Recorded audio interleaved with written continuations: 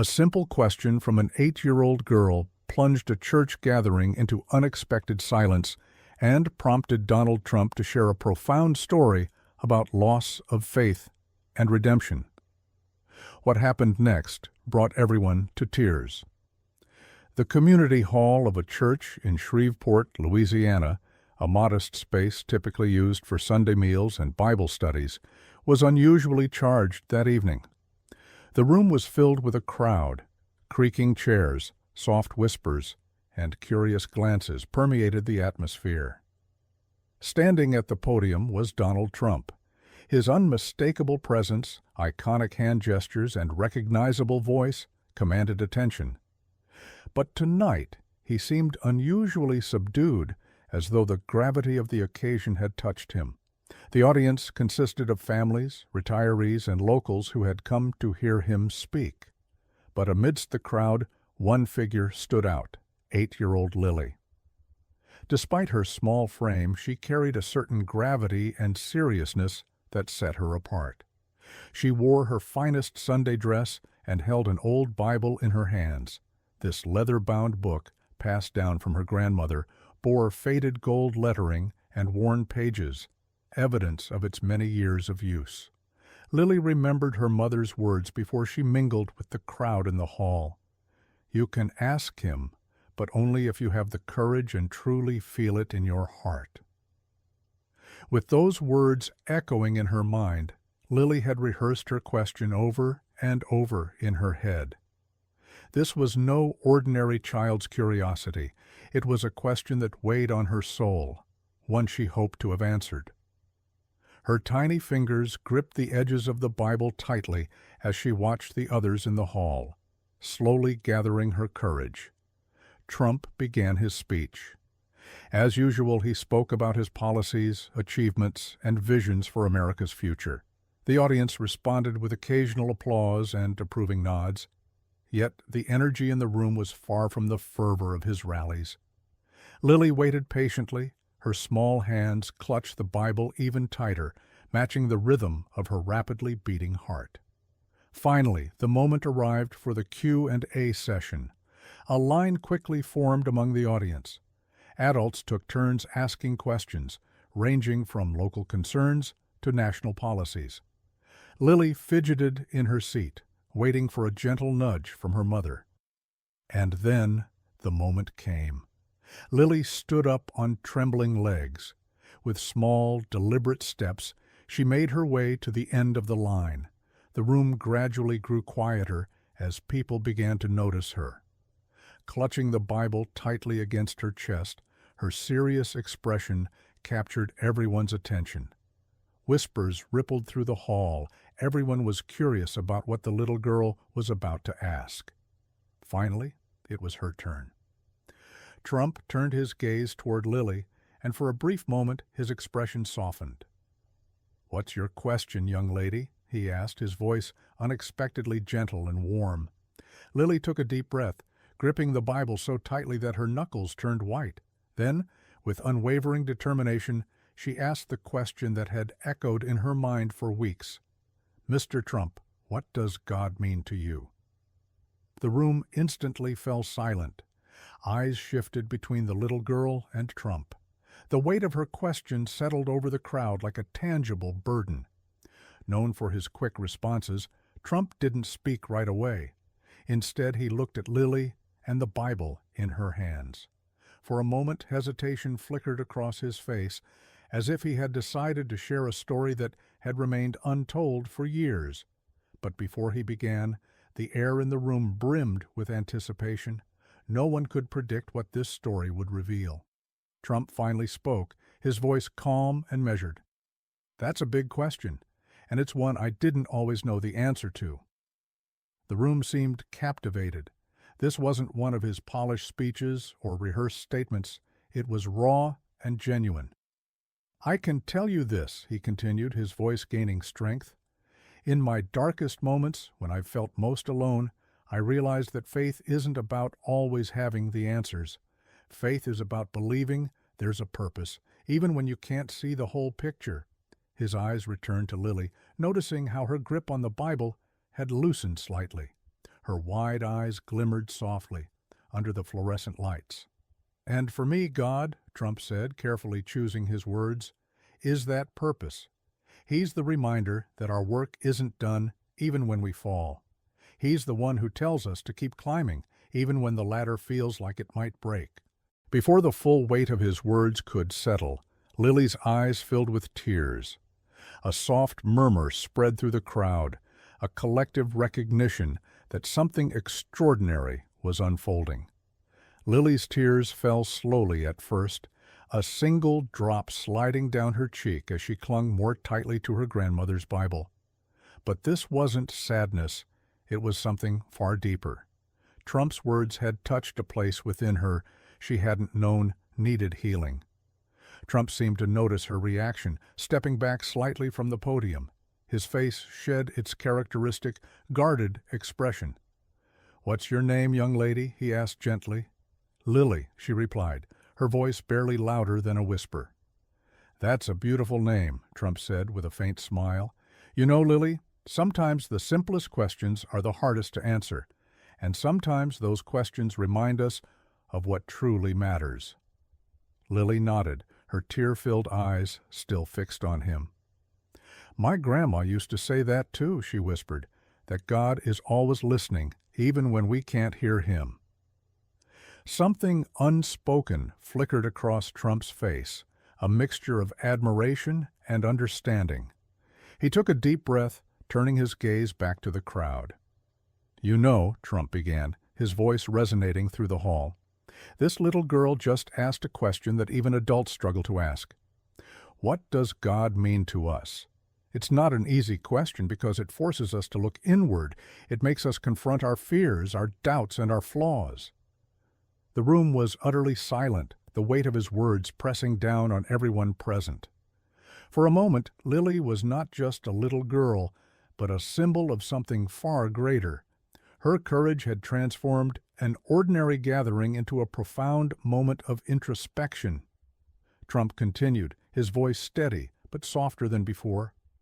"We live in a world where we all search for answers outside of ourselves.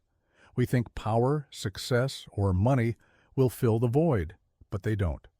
The real answers are the ones that unsettle us, the ones that force us to ask, what do I believe in? What do I stand for? And who am I when no one is watching?" Once again he looked at Lily, his eyes filled with a rare gentleness. But just then, Trump's voice wavered for a moment, and the crowd realized that he too had wrestled with these questions his entire life. "Thank you for reminding me, Lily. You're wiser than most adults I know." The crowd began to clap, a slow ripple of applause that was as much for the moment as it was for Trump. But just as the applause grew, the hall's doors creaked open, and an elderly man stepped inside, clutching an old letter in his hand. Trump's expression froze the moment he saw him. The crowd fell into stunned silence, and Lily's wide eyes locked onto the stranger. Trump set the microphone down and began walking toward the man. His next words shattered every assumption in the room. "Dad?" A shock wave rippled through the hall. The crowd and Lily alike felt the weight of an unexpected revelation hanging in the air. Trump's voice echoed again, stripped of all pretense, raw and exposed. "Why now, after all these years?" The tension in the room was almost palpable. No one fully understood who this man was or what his sudden appearance meant, but everyone felt they were on the brink of something extraordinary. Lily, with the curiosity and intuition of a child, noticed how old and worn the man appeared. The letter in his hand seemed to carry the weight of a long-buried secret. The man's voice, strong yet laden with emotion, broke the silence. "Donald," he said, his tone trembling, "I should have been there, but I left your life a long time ago. There's no excuse for it. I just—" He paused as if the words he needed to say were almost too heavy to bear. "I wanted to give you this letter. Your mother wrote it just before she passed away." Trump hesitated for a moment. The crowd held its collective breath. Even Lily let go of her Bible for a second and stepped closer to the stage. It was as though Trump's hardened exterior had finally cracked. His hands, weathered by years of life's burdens, reached out cautiously to take the letter. The paper was old, so fragile it looked like it might crumble. As Trump carefully unfolded it, all eyes were on him. Lily, her gaze unblinking, watched intently. Trump's voice, low and unsteady, began to read the words aloud. "Donald, my dear child," the letter began, "I know I should have spent more time with you. But life doesn't always unfold in ways we can control. I wanted your father to be a role model for you, but that didn't happen. Still, know this. God is always watching over you and loves you deeply. I am so proud of the strong person you've become." He paused, his breath catching. His eyes remained fixed on the letter, but it was clear his mind was somewhere far away.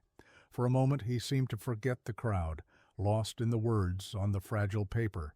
Then the elderly man spoke, breaking the silence. "Donald, there's something else you need to know," he said, his voice trembling. "There's a secret about you and your mother that I've kept hidden. It was only to protect you, but perhaps it's time you knew." The crowd was stunned into silence once more. Lily watched the man intently, her expression tinged with concern. Trump turned his gaze toward the man, his face a mixture of anger and hurt. "What secret?" he asked, his voice softer than anyone expected. "After all these years, what have you been hiding?" The man took a deep breath, his words filling the room with an almost unbearable weight. "I am not your biological father," he whispered. The atmosphere in the hall became charged with electricity. Trump stood frozen, staring at the man in stunned silence. Lily, clutching her Bible tightly, tried to process what she had just heard. The weight of the revelation seemed to hang over everyone, an invisible storm brewing in the heart of the room.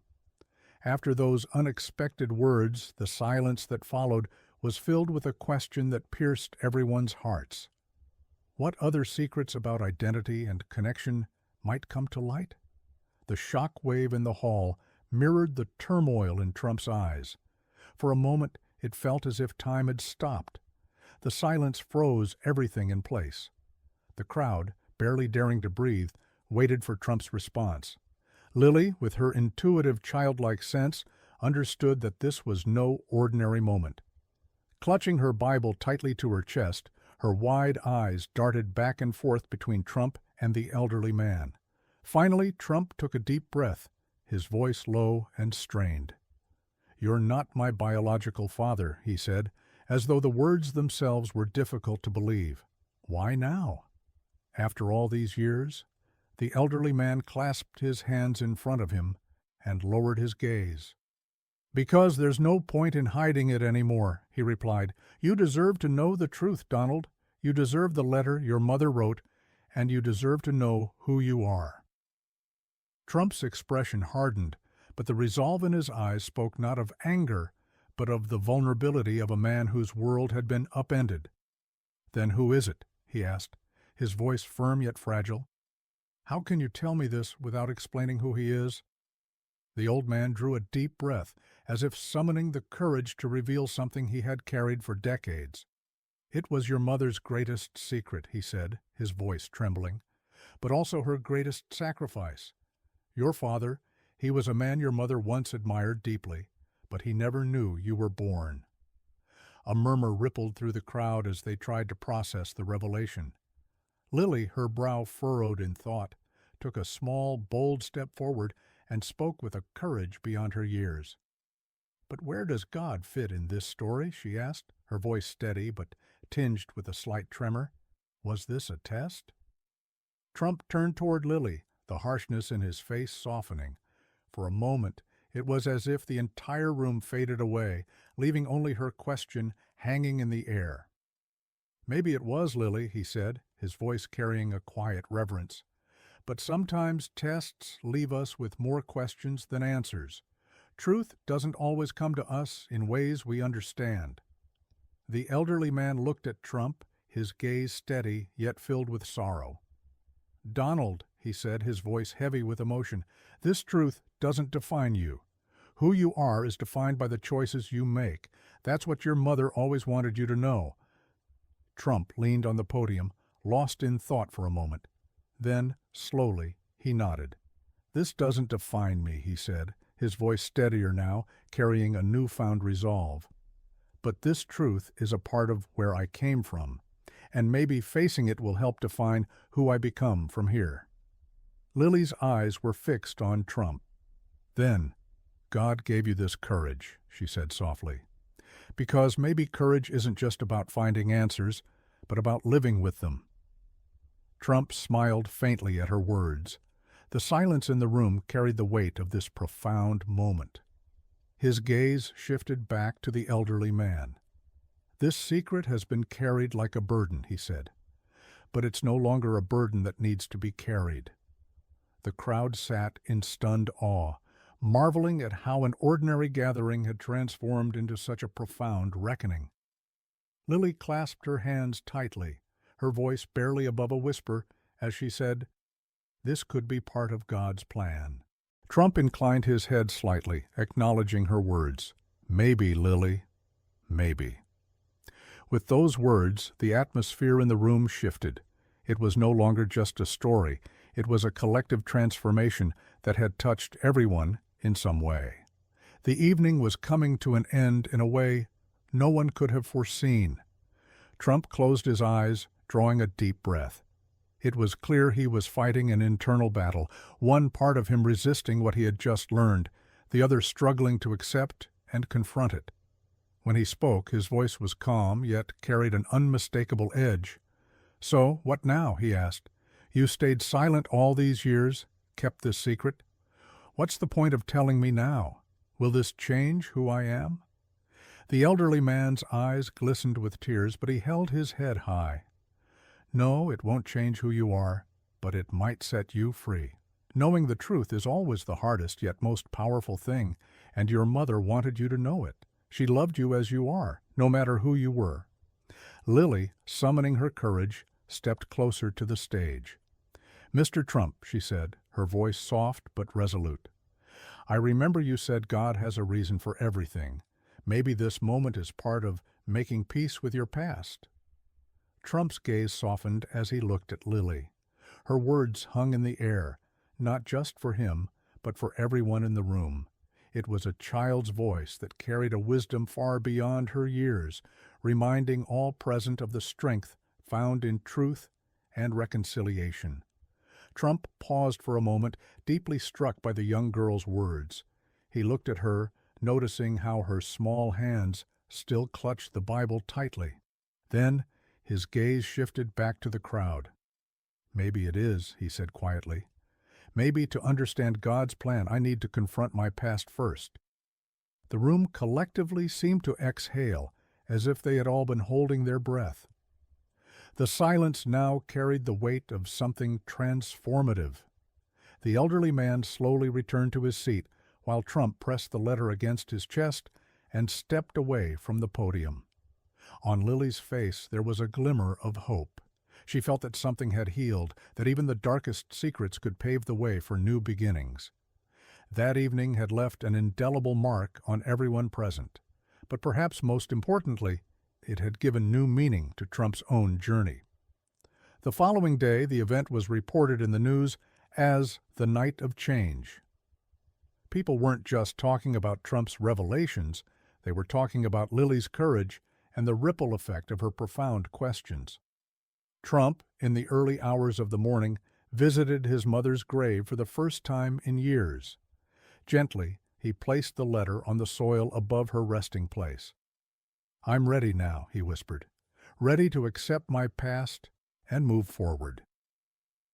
It was not just the beginning of change for Trump, but for everyone in the hall, a night that inspired them to find the courage to change something in their own lives.